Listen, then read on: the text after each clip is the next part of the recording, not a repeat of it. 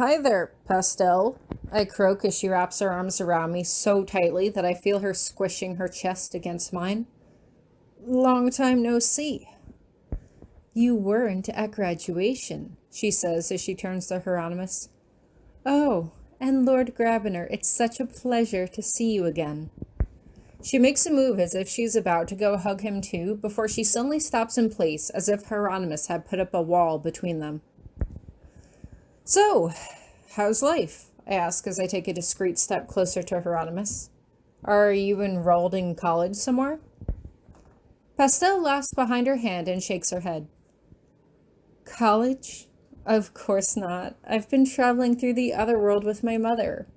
She has been teaching me her many talents. That sounds like so much fun, I reply sarcastically. Where have... Ooh! Pastel seems distracted by something behind me as she bounds off, and I just blink and shake my head.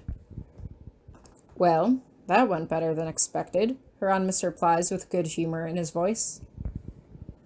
Putting up a shield between you was quick thinking, I say with a grin. When I was a freshman, I heard her telling Virginia that she didn't want to become anything like her mother. I guess some things can change in 4 years. Speaking from experience, what can happen to you over the course of 4 years can change the direction of your entire life. Hieronymous teases, and I can't help but grin as I bite my lip. Don't make me nostalgic, I warn him. Especially now. If you do, I'm not going to be able to stop touching you. Fine by me, Hieronymous replies, and he kisses me affectionately before he pulls away, knowing that we can't go any further here. However, as he pulls away, I can't help but feel like someone is staring at me, and I turn to see Lavinia staring daggers at me from across the room. As soon as we make eye contact, she grabs the arm of the person standing next to her and starts storming towards me. Hieronymous, do you see that bull charging towards us? I ask him, and Hieronymous nods in agreement. And yet neither of us are wearing red, he jokes, although I do see the horns. Hieronymous suddenly takes my hand in his as Lavinia stops in front of us, dragging Tobin by her side. Hello there, Hieronymous says smoothly. You are one of Tori's classmates from Miss Minchin's, are you not? Miss Egbert, was it? Herbert, she snaps testily. She clears her throat and her voice suddenly becomes much gentler. Miss Lavinia Herbert. She releases her hold on Tobin to perform a small curtsy. And this is my brother, Tobin. I'm aware, Hieronymous replies, his voice completely flat and disinterested. It almost makes me laugh, but I force myself to keep a straight face. I am not sure that you are aware, Lord Grabiner, but Tori and I were very close friends when we were at Miss Minchin's, Lavinia begins, and it's all I can do not to roll my eyes. We were? I ask flatly. I'm sorry, but I do not seem to remember you, and Tori seems awfully familiar.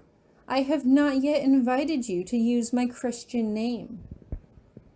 Lavinia narrows her eyes at me, remembering the conversation that we had in her room during my first week at Miss Minchin's. I beg your pardon, Lady Grabiner. I was too familiar. You're excused, of course, I tell her, and Lavinia runs her tongue over the edge of her teeth. Do you not remember how Miss Minchin selected me to be your role model? She asks. I showed you the quintessential model of a perfect English rose for you to model yourself after. Was that when you called me a blue stocking? I ask her. Or when you threatened to have Becky beaten for touching your things? I am sure you are aware that the Queen has taken Becky in and is raising her as one of her own. Have you greeted her yet? Sister, we should let Lord and Lady Grabiner enjoy their night, Tobin says as he tries to pull her away, but Lavinia jerks her arms away. You think you are so clever, don't you, Lady Grabiner? she fumes. Just because you happen to land a good marriage. I am sure that it is not that hard to woo a man who has been celibate for the past decade. If he had been exposed to true, proper English beauty, you never would have stood a chance. I take a step forward. I don't know what I'm about to do, but I don't have time to do it, as Hieronymous quickly puts out a hand to stop me. She is right, of course, Hieronymous says as he turns to me, and we both stare at him in shock.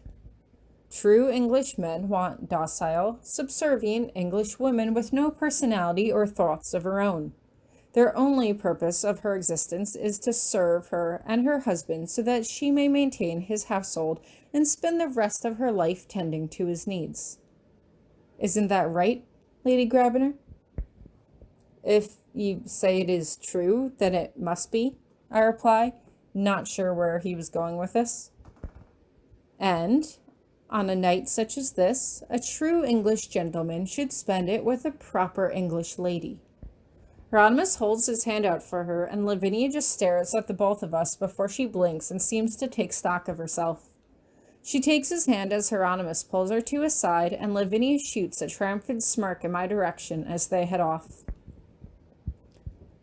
I apologize for what I have done last year, Tobin says quietly to me as we watch Hieronymous lead her across the room. Please do not pull my sister into our spat. We have no spat, I tell him with a small laugh. Whatever happened last year was settled, and I can only hope you've learned your lesson. I learned that you're a giant tease, he replies, and I can't help but turn to him, affronted. I thought that we were becoming friends, I snap at him. You want to have fun? The food fight was fun. The bug catching wasn't so bad. But even Lavinia told you that it was bad form to flirt with a married woman. Then you should have made your intentions clear at the time, he says through gritted teeth. No, you shouldn't assume that someone is interested in you that way just because they're friendly towards you, I counter. Tobin is quiet as we watch Hieronymous lead Lavinia over to an old man who is sitting in a corner. The man looks to be at least 70 years old. His comb-over hairstyle was not enough to disguise his baldness, and he had a protruding stomach that harbored stains from the food he was eating. Hieronymous leans down to say something to the old man, and they have a short conversation while Lavinia stands there awkwardly, shuffling from foot to foot. Eventually, Hieronymous turns and makes his leave, heading back towards us. We watch as Lavinia says something to the old man, then visibly pouts as she crosses her arms over her chest. She is about to turn away when the old man grabs her wrist. Lavinia tries to pull away, but the old man is stronger than she is. I'm not sure what he says to her, but Lavinia eventually collapses into the seat beside him with a huff. Sorry about that, Pastel says as she saunters up to us. Ooh, Tori, who's your friend? This is Tobin, I tell her, and Pastel looks him up and down, which seems to unnerve Tobin more than anything. You know, Pastel, Tobin likes to have fun. Does he? Pastel asks, and Tobin raises his eyebrows in confusion. Fun? He echoes blankly. You know, I take Pastel's arm and lower my voice down to a conspiratorial whisper. He dragged me out into the gardens to have fun last year, but you know I can't have fun like that, so maybe you can take my place and have fun for me? What are you talking about? Tobin asks, but Pastel just grins as she gives me a quick hug. If this is your apology, then I accept, she says happily as she takes Tobin's hand and leads him off. I can't help but snicker to myself as I shake my head and watch her go. What was that about? Hieronymous asks as he joins my side. I told her that I can't have fun with Tobin, I say with a mock pout, but it's okay, because she is going to have fun with Tobin for me. My expression falters, although she said that she accepts my apology. What apology?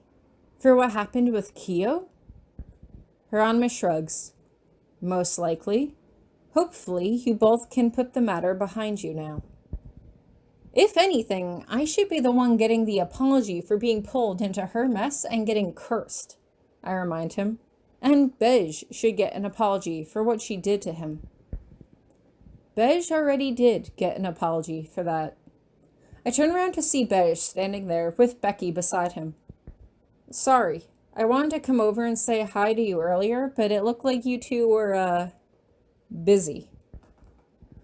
That's one word for it, I tell him. Did you see what went down? For the most part, Beige replies. I wouldn't want to piss either of you off. You two are evil. I can't help but grin. Although you might have done Lavinia a favor, Hieronymous. Lavinia made a crack about Pastel being a social butterfly, and Pastel was not too happy about it. You know how sensitive she is about her wings.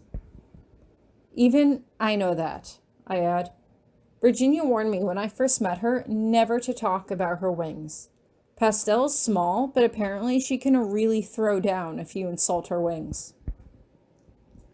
Regardless, I introduce the young Miss Herbert to Lord Grouchin, Hieronymus replies, and Beige makes a face. What's that mean? I ask as I glance between them. Tell me. Lord Grouchin's 5th wife just passed away recently, Beige explains. All of his wives have passed away rather suddenly, which is weird because each new wife keeps getting younger and younger. Ugh, that's dreadful, Becky says with childish innocence. That poor man, he must feel very sad. Very sad indeed, Hieronymus says quickly as he goes to change the subject. How are you enjoying the festivities, Becky? Oh, very well, she says with a smile. Beige is a very graceful dancer, he is. Oh? I raise my eyebrows and stare at Beige, who just blushes as he looks down and away. So, Beige is your partner this evening, then? He is, miss, Becky replies. Well, don't let my drama spoil your evening, I say as I usher for the two of them to go. You two go dance. Have fun. Beige just shoots me a look as he leads Becky off, and I can't help but grin as I fall back into Hieronymus's arms. You seem extraordinarily happy for some reason, Hieronymus observes, and I just shrug. Everyone got what they wanted, I remind him. Last year, Tobin wanted to have fun, and Pastel always wants to have fun, so they can go off and have fun together. Lavinia wants to be the good English girl that Miss Minchin wants her to be, and now she can be. Beige and Becky both wanted somebody, and now it looks like they have each other. I glance over to see them dancing very close together, and I suddenly wonder if Melodia had an ulterior motive when she wanted to take Becky in, to groom her to be the perfect queen once Beige eventually took the throne. It would be a story that could rival Cinderella, but if Becky and Beige really hit it off, then I was happy for them. So, everyone got what they wanted except you, Hieronymus muses, and I raise an eyebrow. Me? I ask blankly. I have what I want. I have you. I could never ask for anything more than that. Are you sure that's all you want? Hieronymus asks as he pushes our bodies a bit closer together, and I suddenly twist with longing. I think I've danced enough for one night, I tell him. What about you? Do you still feel like dancing? No, I find myself suddenly tired, Hieronymus replies. I think you should accompany me back to the bedroom. So you can go to sleep? I ask, and Hieronymus smirks. Among other things, he offers, and I can't help but take his hand as I practically run out of the room with him. I didn't know what would happen in the future, but I knew that my life would always have Hieronymus in it. Life with Hieronymus was never boring, and even though we had only known each other for 5 years, I knew that, even if we were lucky enough to spend decades together, he would never stop surprising me. And when it came right down to it, I could never ask for anything more.